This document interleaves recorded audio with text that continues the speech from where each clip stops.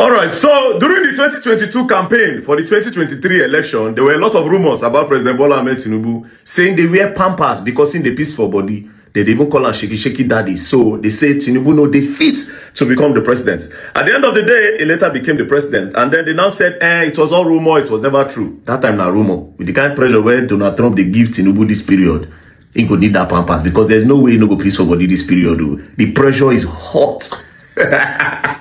So, according to the news, as you can see, Trump threatens military action in Nigeria over protection of Christians. Tinubu dey hot seat. This is what Trump said.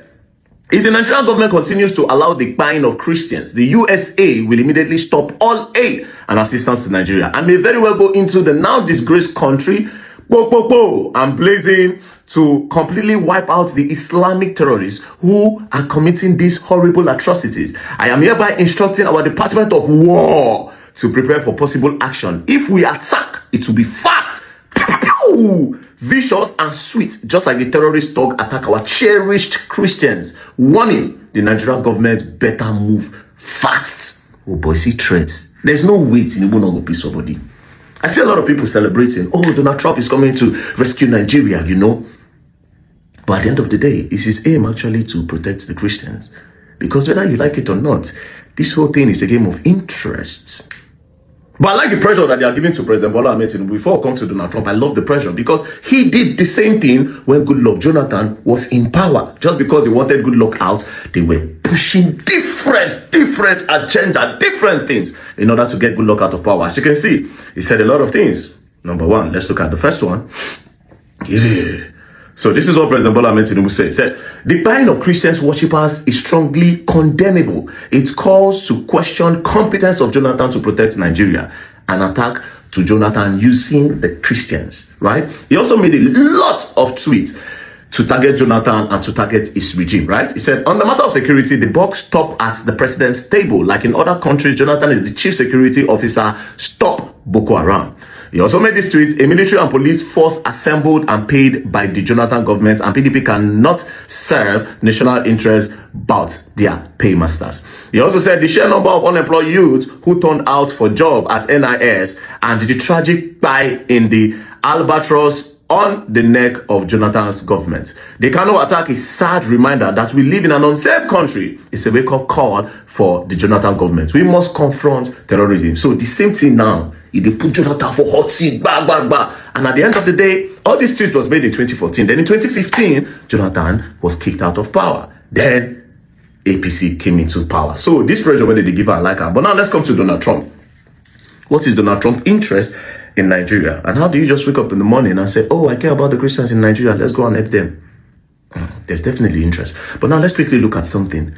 Have you noticed that all the travel where President Bola Ahmed Tinubu they do, they go America? For some reason, it goes to France, goes to UK, goes to this, goes to China, goes to almost everywhere, but it never goes to America. It does not like to go there. As a matter of fact, you cannot even see a picture of Donald Trump and President Bola Ahmed Tinubu. Why? What's going on? What is the beef? What is going on with Americans, with the American government and Nigerian government? It don't seem to be, do you understand? Now, but if you go back, you see that Buhari and Donald Trump get something. But before Buhari and Donald Trump start to get something happened. Now, the first visit Buhari made to Donald Trump was on the 30th of April 2018. Meanwhile, Donald Trump became the president in 2017. Now, in that 2017, after he became the president, he made some statements. Now, as you can see, let's start with the visit. On the 30th of April 2018, former President Muhammadu Buhari visited the White House. At the time, Buhari was the first sub-Saharan head of state to visit American President Donald Trump at the White House since he took office in 2017. So he took office in 2017. In 2018, Buhari went to go and see him. But before Buhari went to go and see him, the meeting happened a few months after Trump allegedly made derogatory remarks about African countries. At the press conference, Buhari responded cautiously to the question about Trump's remark. So Donald Trump said some things. Then they were not asking Buhari that, but Donald Trump said these things. Do you understand? Alpha. But Buhari was very cautious and he didn't really say anything. Now, what did Donald Trump say about African countries? He referred to Haiti, an African nation, as shithole country. around January 2018. He referred to African countries as shithole countries, right? Then the African Union, as you can see on BBC, Donald Trump must apologize for the comment, African Union. So they asked him to apologize. Then after all of this, in April, this whole thing happened around December 2017 to like 2018. Then in January, he made the statement. In April, then Buhari went to the US to go and visit him. Now, this is a video of the visit, as you can see. Now, they spoke about a lot of things, right? They spoke about a lot of things. And then when Buhari left, Donald Trump now praised Buhari. This is what he said. Trump praised Buhari leadership in the fight against terrorism, highlighting Nigeria's battles against Boko Haram. He also noted that Nigeria was among the first African countries to join the coalition against ISIS and was leading regional efforts to combat ISIS in West Africa. Now, after they spoke about terrorism a little, but they now spoke about the main interesting part, about the economy. Now, you people need to understand that Nigeria is a country of interest to all the world powers. All the European countries. Nigeria is a country of interest because we have a lot of natural resources with bad leaders. Understand that Nigeria is a country of interest, a very big interest. But this is part of the meeting. Support. Thank you very much. Thank you. Today, I'm honored to host President Buhari of Nigeria at the White House, right here in the beautiful Rose Garden. President Buhari, I want to thank you very much for traveling to Washington for these important discussions. It's a true pleasure to welcome you to our nation's capital. Nigeria is the largest democracy in Africa. As I conveyed to President Buhari in our discussions, the United States deeply values and appreciates Nigeria's role as a strong democratic leader in the region. The United States is currently working to expand trade and commercial ties with African nations, including Nigeria, to create jobs and wealth in all of our countries. We hope to be the economic partner of choice for nations across the continent and all around the world. And you see what's happening with respect to trade and the United States. We are being respected again. I hope all African countries and countries throughout the world that we also will be supporting you and that they will likewise support us in our bid along with Canada and Mexico. After the meeting, they talk about economy and blah, blah, blah. Buhari shall go. Now, let's come to Donald Trump, right? Donald Trump became the president, the 45th president of the United States from 2017 to 2021. From 2017 to 2021. In 2018, him and Buhari don't turn party. Right? Imam Buhari became Paddy in 2018. Now, let's look at the Boko Haram attacks from 2017 to 2021. Right? From 2017, this is the amount of people that Boko Haram buy.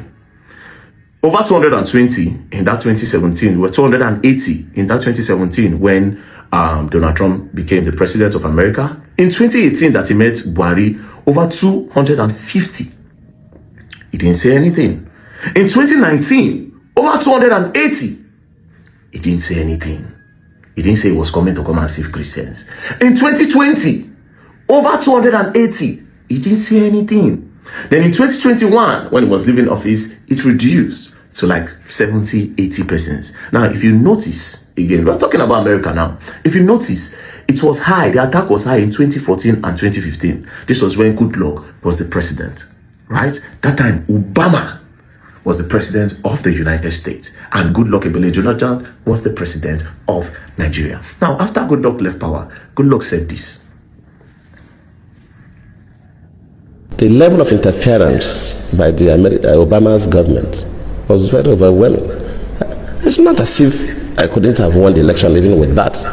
But if by my own thinking and also the way some other people looked at it, they go outside the normal diplomatic relationship, then it should be mentioned.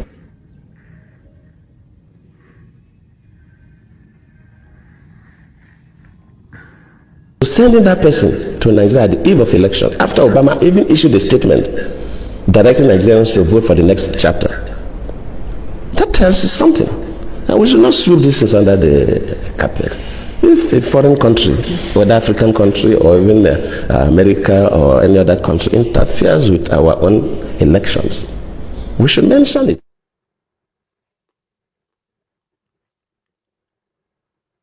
Immediately the Chibok issue came up, we expect Nigerians to be concerned. How do we get these girls out?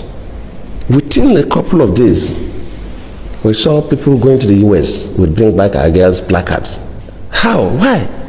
And of course, the Mrs. Obama received one of those placards. I cannot take responsibility for the abduction. I don't control Boko Haram. They are criminals. But as a president, of course, you know, it's not the president that go to the field. You have security and intelligence officers that do the work.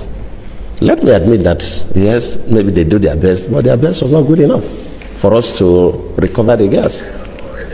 That does not mean that I'm trying to remove myself from any blame. Yes, I may not be blamed for the action, but I could be blamed that my security and intelligence systems are not strong enough to be able to. Now, if you notice, from what Goodluck is trying to say, that the whole Boko Haram attack and the Chibok girls is political, and indirectly is kind of pointing hands towards the United States.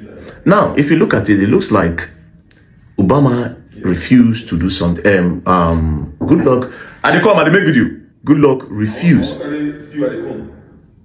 Okay, no problem. All right. So it looks like Goodluck refused to do something that they want. Like I said, it's always about interest. Goodluck refused to do something that they want. A day before the presidential election, the US Secretary of State came to visit Buhari. Not just that, Goodluck had stylishly told Nigerians to vote for the next chapter, which is to vote for Buhari. Now, this is where Obama had encouraged Nigerians to vote for the next chapter. Now, this is where he said it. Hello. Today I want to speak directly to you, the people of Nigeria. Nigeria is a great nation, and you can be proud of the progress you've made. Together you've won your independence, emerged from military rule, and strengthened democratic institutions. You've strived to overcome divisions and turn Nigeria's diversity into a source of strength. You've worked hard to improve the lives of your families and to build the largest economy in Africa. Now you have a historic opportunity to help write the next chapter of Nigeria's progress by voting in the upcoming election. Now, as you can see, he said you have an opportunity to vote for the next chapter, right? The next chapter was obviously Buhari. Now, when did they make this post? It was 23 May 2025. When was the presidential election? When was the presidential election? Presidential election was around March 29. So he made this around March 20 something. And a day before our election, they sent a US representative. Now, ask yourself a question. What is the interest of America? Where make them want to talk for our politics? There's definitely something that we don't know about. Now, Obama became the president of the United States 2009, right? From 2009 to 2017, he became the president. From that 2009, 2010, 11, 12, 13, 14, 15, 16, 17, right? In that old 8 years, guess what? Obama never touched down this country. But he's talking about our politics. But he never entered Nigeria for one day. You care about the people so much, but you never visited to see how the country is doing. But you care about Nigeria to the point where you are telling them it's not time to vote for the next chapter. Do you understand? Politics, interests. Maybe Goodluck was not willing to be a boy to the West. Do you understand? Now, let's move. In the history of Nigeria, how many American presidents have visited this country? And when was the last time an American president visited Nigeria? Now, let's look at it. The first time was March 31st and April 3rd, 1978. Jimmy Carter, right? Now, the next person was Clinton. He visited in year 2000. And George Bush visited in 2003. And that time was when OBJ was the president. So the last time they visited was in 2003. 2003 to 2023 is 20 years. 2023 to 2022, that's like 22 years ago was the last time an American president visited Nigeria. But guess what? They have so much interest and so much love for Nigeria. They love us so much, but they cannot visit. Now, do you know the craziest part? Each time an American president visits Nigeria, something changed. Our economy go down a little for their own to go up. When they visited the first time in 1978, $1 was 0.606 naira. It was not even up to $1 1 naira. The first time they visited, $1 was 0.606 naira. $1 no reach 1 naira. The second time they visited in year 2000, it has gone up. $1 was 85 naira. Then the third time they visited in 2003, $1 was 114 naira. For each visit, our economy crumbled. Now make it make sense. The British went carry us as boy, we colonize us. They command America from nowhere. Back body full this whole thing. Do you understand? The back body full this whole thing. You see, when they say Donald Trump, he suddenly love Christians. Americans, and I see a lot of Americans tweeting, they want to come and save Nigeria. Bro, go and Google the Marshall Island. Go and do a research of the Marshall Island, Bikini Atoll. Then you see what thing they do those people. Americans, they want test bomb. They face one place, test bomb. They throw them for one island where people they stay. After they throw the bomb for the island, they told them to go. Then later they now said, oh, the island is okay. The people came back. The chemical from the bomb finished those people. Oh, you know what? SpongeBob SquarePants, that village under SpongeBob where you see like that. That sponge, the SpongeBob gongo. Now the sponge of those bikini people, those people were there from Marshall Island. All those things where they see under that place. A real life story that they do cartoon for under. Those life under. They care so much. How? How? It is politics. There's nothing like he wants to come and save Nigeria. Save Nigeria from what? From who? We have insecurity problem, yes. If they want to do it, they should go and do it. But this whole thing that you people think Donald Trump is a messiah or the Americans are messiah now, they won't come help you now. Bro, I may not like Tinubu, but bro, it goes beyond what you see. You people should be careful what you wish for. Let's look at Libya today. Although Tinubu is not doing as much as Gaddafi, you understand? Gaddafi is 10 times, 15, 100 times better than President Bola Ahmed Tinubu. Right? Gaddafi was doing well for his people. Then these people came up one day and said, oh, why is he taking so much time on the throne? Why is he this? Why is he that? And at the end of the day, they buy Gaddafi. Now Libya does not have a government. Libya does not have a government. They suffer. Be careful what you wish for. Now they are making it look as if it's about the Christians. They are making it look as if it's about the Christians. Well, a lot of people are buying. For me, human beings are buying in Nigeria because of insecurity. For me, it's not even about tribe or religion. For me, human being, they buy. Human being, they buy. There's a need to find solution to the buying of Nigerians. That's how it is for me. Nigerians are buying, whether Christian or Muslim, everybody, they buy. That's for me. But if they say that my Christians, they buy, okay, I'm nationally welcome them. By the grace of God, all of us did together. But I want to tell you for free that this the way they see, there's more to it than meets the eyes. And why has Tinubu been avoiding that US? Why? You should think about all of this, you know. Those Americans want to see, so you think America want the best for you. And every day, dollar and naira, dollar they appreciate against naira, you know. They block una from coming to their country. They make visa very hard. They make visa very hard for everybody to come. You love them so much, but you can't visit the country. You love the Christians so much, but you didn't bother to visit them. Anyways, may God help all of us. And a lot is happening in that country, you know. Now people here, they say cool against Tinubu. Now Trump don't come.